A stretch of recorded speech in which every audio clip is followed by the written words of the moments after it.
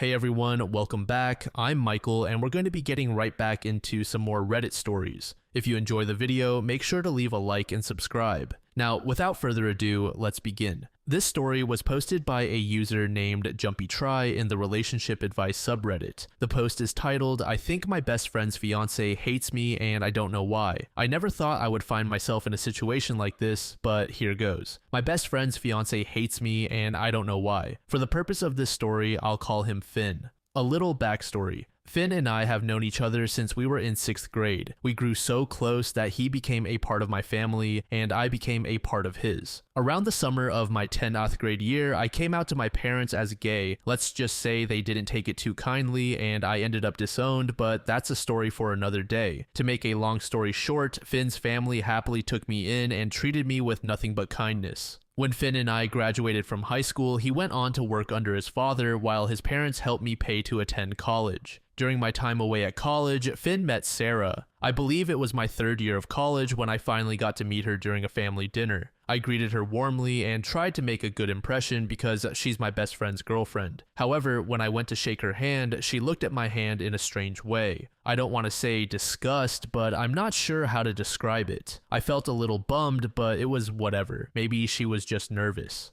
After that school break, weird things started happening, like my messages with Finn being randomly muted or my number being blocked on Finn's phone. At one point, it got so strange that Finn contacted a Tandit to see if it was a glitch or something. Obviously, I'm guessing it was her, but I would never accuse someone without hard proof. Plus, I was 2 states away at the time, so I literally had no proof. Things got even worse when I moved back home after finally graduating from college. Because I have so much respect for their relationship, I never tried to make plans with Finn. If we went out at any point, it was because he was sure he had nothing planned. He would set the date and everything and then let me know. This worked fine until it didn't. I want to clarify that we got to hang out about 2 or 3 times a month for about 3 months. After those 3 months, things started getting weird. On the days when Finn and I planned to meet, Sarah would call him with some sort of situation literally about an hour or less before we were supposed to meet. She would say things like she was having car troubles, feeling ill, or that she was lonely and needed him. I never felt right trying to stop him from going to her if he needed to.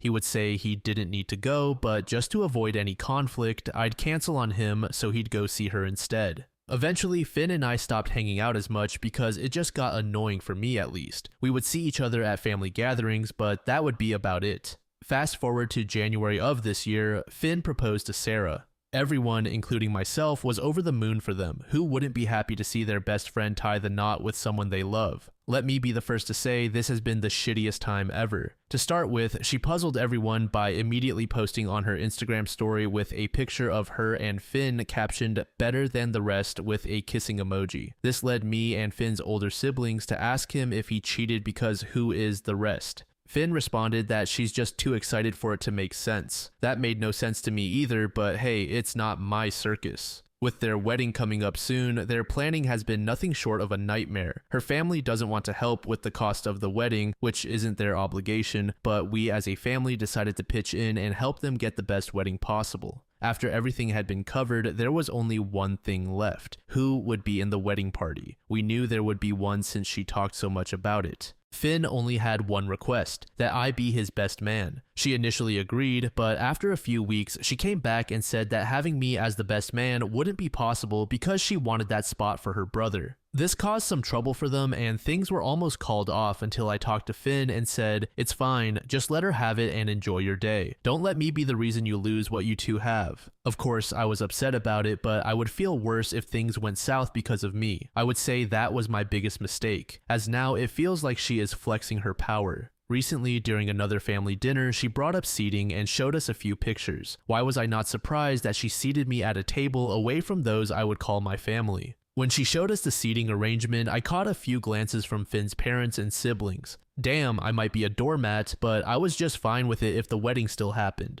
My problem is that I just want things to be fine, if not good, between me and her. I don't know if it's because I'm not related by blood or if she's homophobic or whatever it may be, but I don't want this to be a constant issue. I hope that with time things would get better, but they really haven't. I'm hoping things improve after the wedding, but I'm not even sure. I don't want to talk to anyone close to us and start something, and I'm really considering going low contact with Finn if that resolves the issue, but I don't really know what I'm doing here. How do I go about this while protecting my relationship with Finn's family, maintaining my friendship with Finn, and not destroying his relationship? Update. So yesterday I posted about the problems I'm having with my best friend's fiance. After receiving a ton of great advice, I figured I would at least speak to one of Finn's family members or Finn himself tomorrow, since that's when we meet for dinner. However, I was a bit surprised when Finn dropped by my apartment today. I was spooked at first, thinking that he had seen the Reddit post and was here to confront me. Luckily, he said he was just in the area and decided to stop by. There was the initial small talk you do when someone comes over, followed by a good 20 minutes of us daydreaming about the food we are having tomorrow. Then I remembered someone suggesting that I should show Finn the Reddit post. I learned that the longer I waited, the more damage there would be when things came to a head. I guess he noticed my hesitancy since he asked me what was going on. As much as I wanted to say nothing and keep letting the issue stay where it is, there would be no point in coming on here asking for help.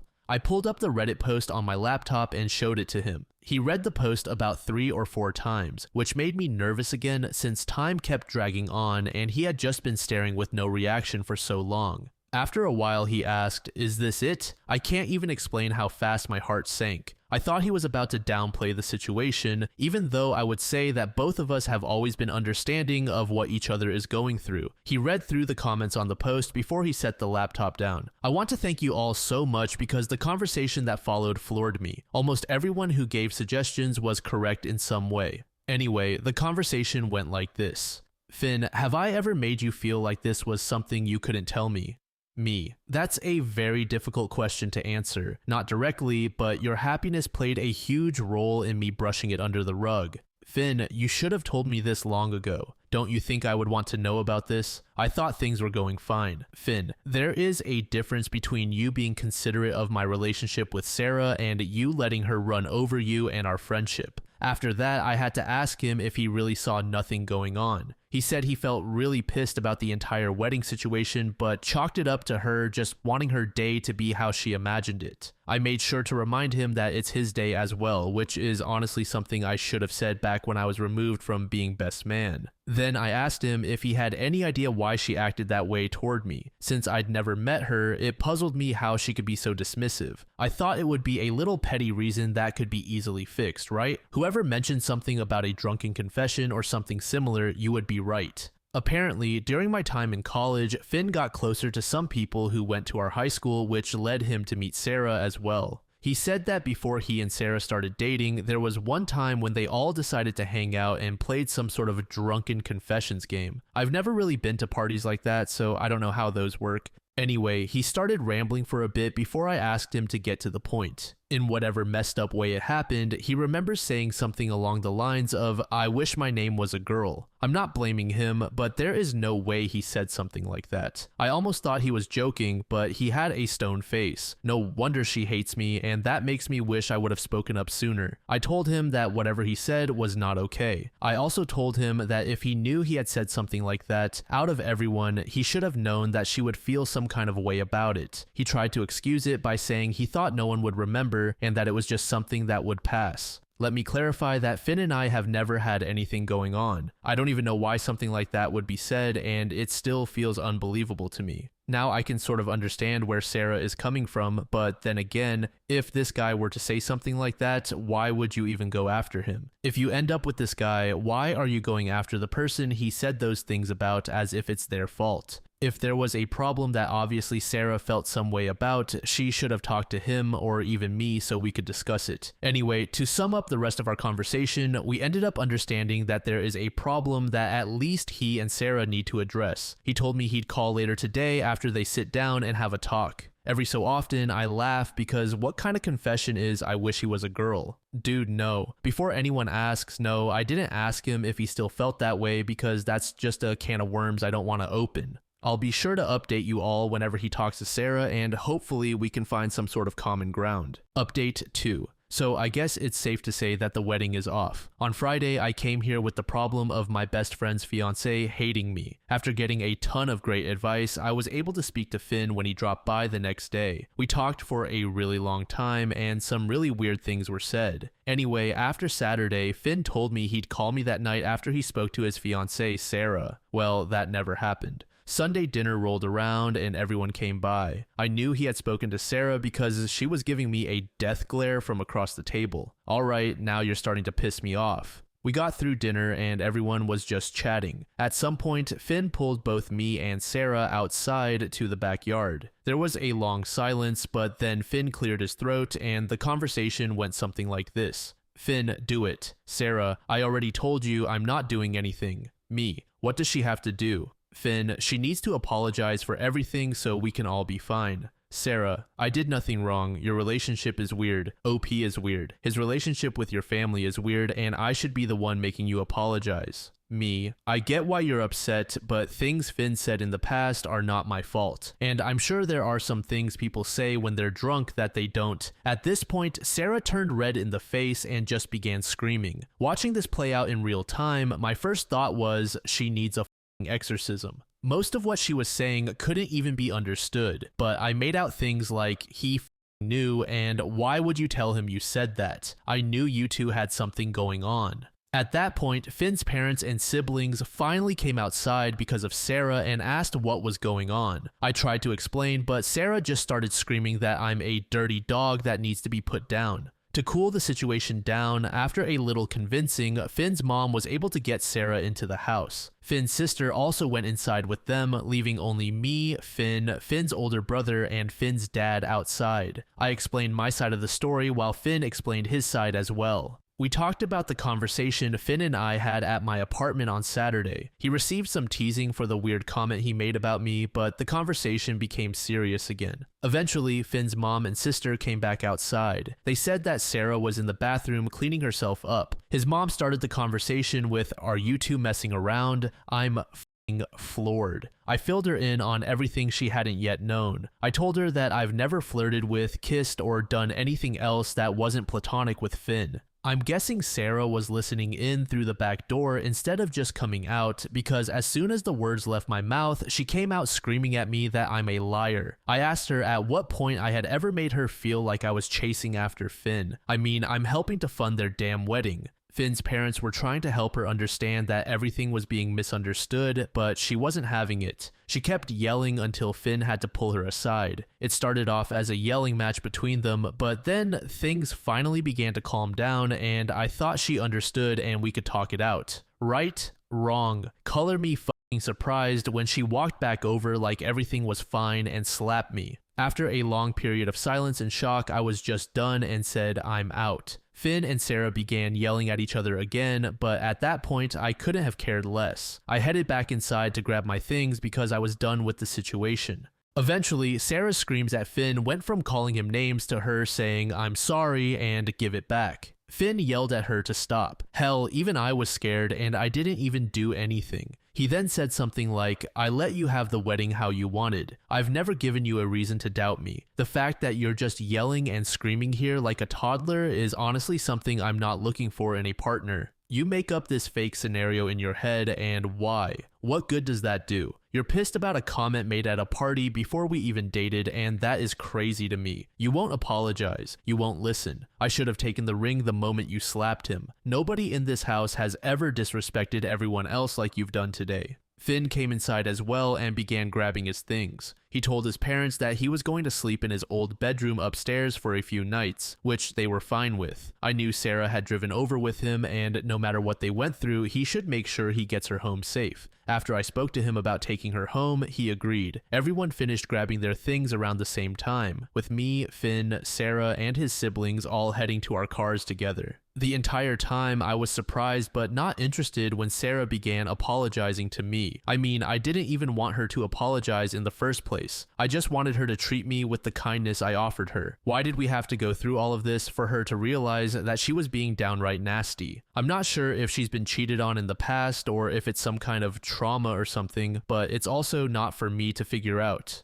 Finn ended up dropping her off, and I'm guessing he called me by the time he got back to his parents' place. I didn't even answer because I was just tired and the entire confrontation drained me. It definitely could have gone better, and I had hoped this would be something easily fixed. Instead, it destroyed a relationship, which makes me feel terrible. It's Monday afternoon, and there is still no word on whether Finn and Sarah have even spoken to each other this morning. I haven't spoken to anyone either, but Finn did send me a few TikTok videos. I think it's sad because even with the way she treated me, their relationship was a beautiful thing. It sucks that jealousy and misunderstandings can be silent killers in a relationship. I thank you all for the advice and for encouraging me to talk to someone about this. I wish things could have ended differently, but as some of you said, this should be a wake-up call for both Finn and me. I'm not sure what will come of everything. Maybe they will reconcile eventually, but for now, it seems the wedding may be off. Update 3, it has been almost a week since my initial post, and I can't thank you all enough for the advice. Even the people who called me out on being a doormat, thank you. Since my last update, a lot has happened. I want to start by saying that there isn't a chance of reconciliation between Finn and Sarah.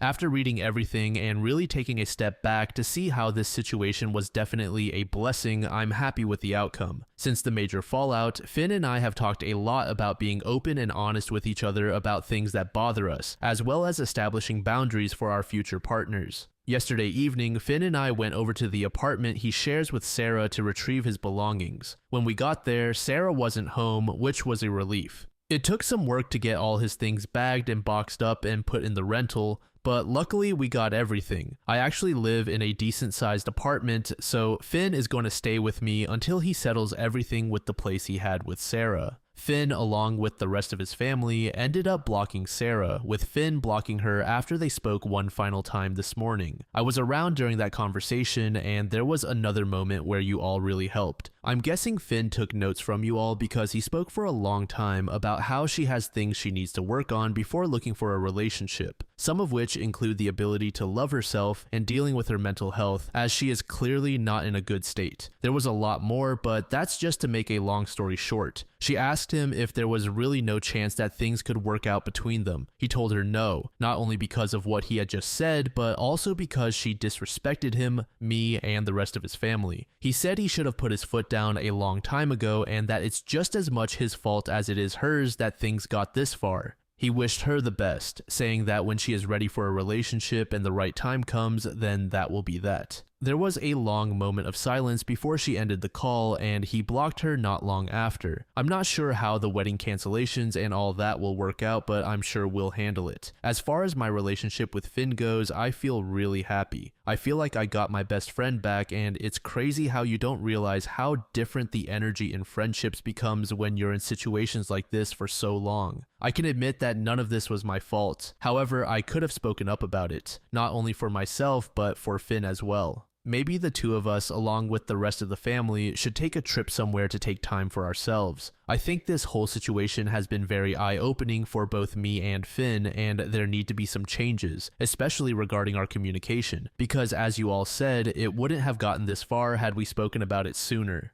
That's pretty much it. There wasn't a crazy fight scene where the police bust in and take Sarah away. I think Sarah definitely needs to get her act together, but we also have to better ourselves as well. Some of you have made me very aware of how much of a pushover I can be. You've all given me so much guidance, and that really warms my heart. I actually cried a little because almost a week ago I felt so hopeless. This will most likely be the last update, but before I go, I'll answer some of your questions that I felt shouldn't go ignored. Also, I read every single comment, and even if I didn't respond, please believe I took it to heart and am forever grateful. Okay, first question. Why do you think their relationship was a beautiful thing? I can't say my words were misconstrued, but I will say that I expressed myself and my thoughts the wrong way. What I was trying to convey was not the beauty of their relationship, but the beauty of relationships and the idea of relationships as a whole. I hope both Finn and Sarah find their person when they are ready. Why do you feel bad? This was another case of me expressing my thoughts poorly. I don't feel bad that Finn got out of that situation. I'm happy that he's out of that toxic environment before things got even messier. What I felt bad about was that there was a situation to begin with, and if my best friend is hurting, I can't help but feel bad. Being a rebound for Finn? No, absolutely not. If there were ever to be something between me and Finn, it would be under the full understanding that we are in it for each other. Not saying that it would ever even happen, but what good would a rebound do besides hurting each other? Once again, I'm not claiming to have feelings for him, but even if I did, I wouldn't use this as a chance to start anything with him when emotions are everywhere. The last time I heard from my family, a few months before I started college, which was many years ago. I wish them the best, just not around me. Have you and Finn cleared up what your relationship is meant to be? Yes, we definitely have, especially with the help of you all. I made it known to Finn that it's fine to feel however you feel toward me or anyone else, but you have to understand who you are and what you want out of relationships with people, whether they're friendships, romantic relationships, etc. Someone mentioned platonic soulmates, and that definitely suits us. Why did Sarah's family disown her? That remains unknown. If I ever find out, I'll let you all know. I wish her the best as well, just not around me. Has Sarah ever physically abused Finn? No. He has said that they argued consistently, but there were never any hands laid on one another. Did you file a police report against Sarah? No, I did not, but do not worry. Since it all happened on the back porch, it was picked up on camera and I have it saved to my phone if I ever need it, which I doubt. How have your partners felt about Finn? I've never had one. I think that pretty much wraps it up. If anyone has any more questions, I'll do my best to answer. If this wasn't the update you expected, please still treat me kindly. Once again, I love you all so much.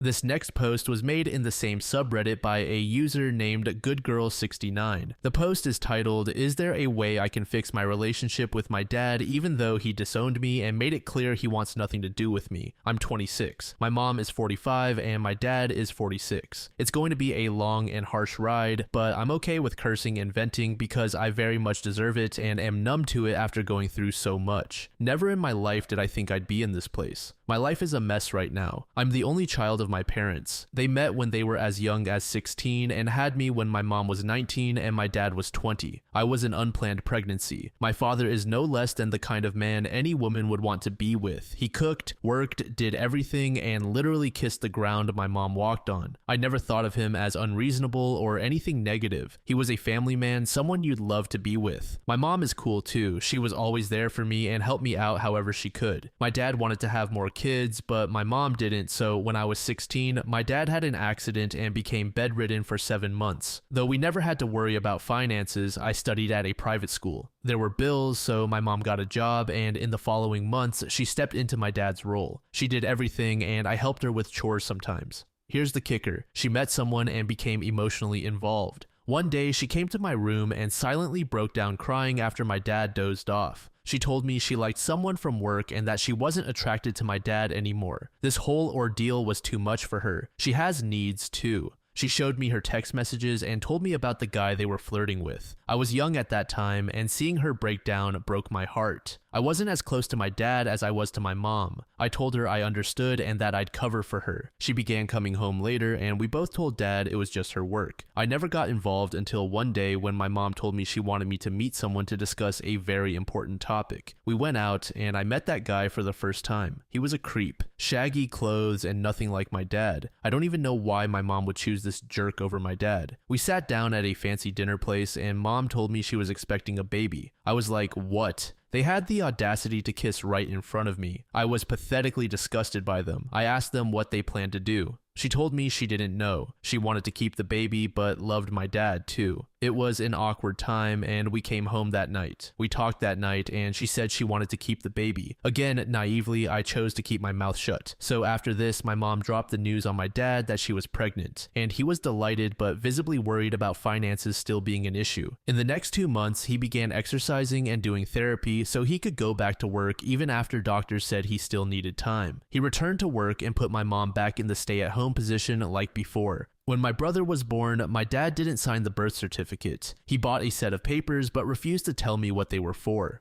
Mom was still recovering from her C-section when he never told me what happened. He refused to acknowledge my brother. When mom came home, he told her he wanted a divorce. It hit mom like a truck. She literally had a mental breakdown. She kept begging and crying hysterically while dad remained indifferent, telling her he knew everything. He regretted ever having me because I'm an ungrateful, entitled, selfish person, just like her. They had an argument while I was holding my brother. He called her a and said she couldn't keep her legs closed while wanting him to raise the child of infidelity. Mom kept crying and begging for forgiveness while he packed his bags and left. They got divorced, which took 8 months to finalize. I don't know many details, but Dad agreed to pay spousal support for Mom and child support for me. Mom got the house, and besides that, everything was settled. He willingly gave up primary rights over me to Mom, even refusing weekend visits, just supervised visitations instead. He never once reached out to me. I reached out to him countless times during and after the divorce, but he never wanted to be involved in my life. When I turned 18, he called me once. I remember I was elated that day, but to my surprise, he was cold. He just told me he hoped I stayed happy and that he forgave me for what I did, but could never forget that he was betrayed by his own blood. He told me he disowned me. It hit me hard, harder than I ever expected. I remember falling to the ground and crying. I called my mom names, saying she ruined our family. I even cursed at my brother, saying he was a constant reminder of what she did and that I could never have a father again.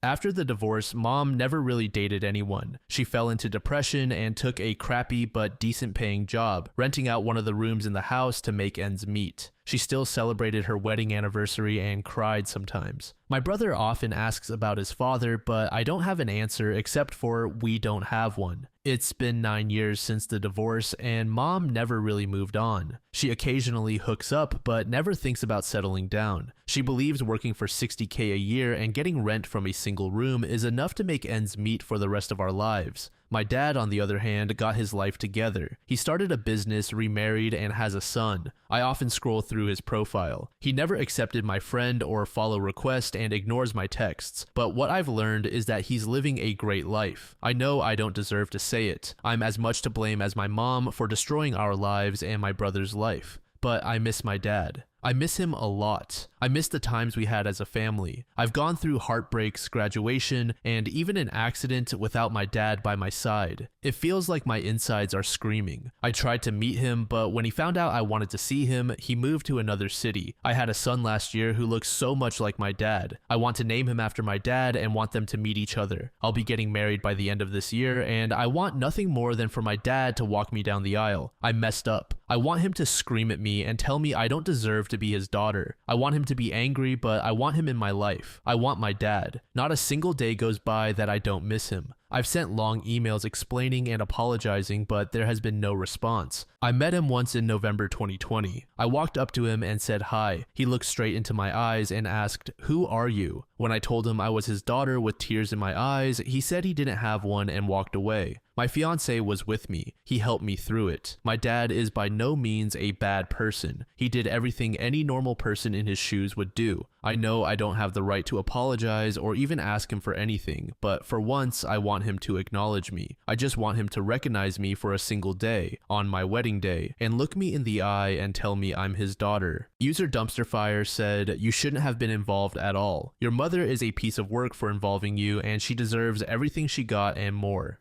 You and your brother don't deserve any of that. However, you were old enough to know better and should have told your mother to inform your father immediately. Unfortunately, you can't make your father have a relationship with you.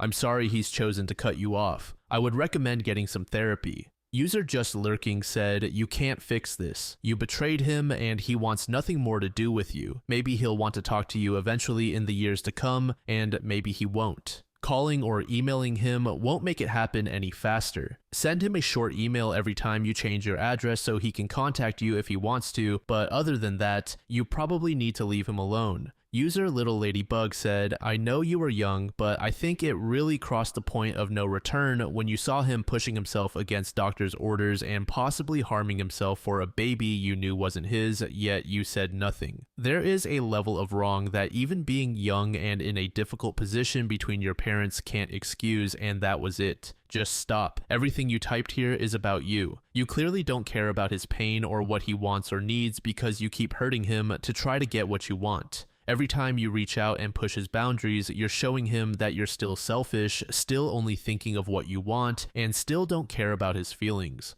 All you're doing is making it clear that he made the right choice for his own well-being. Just stop."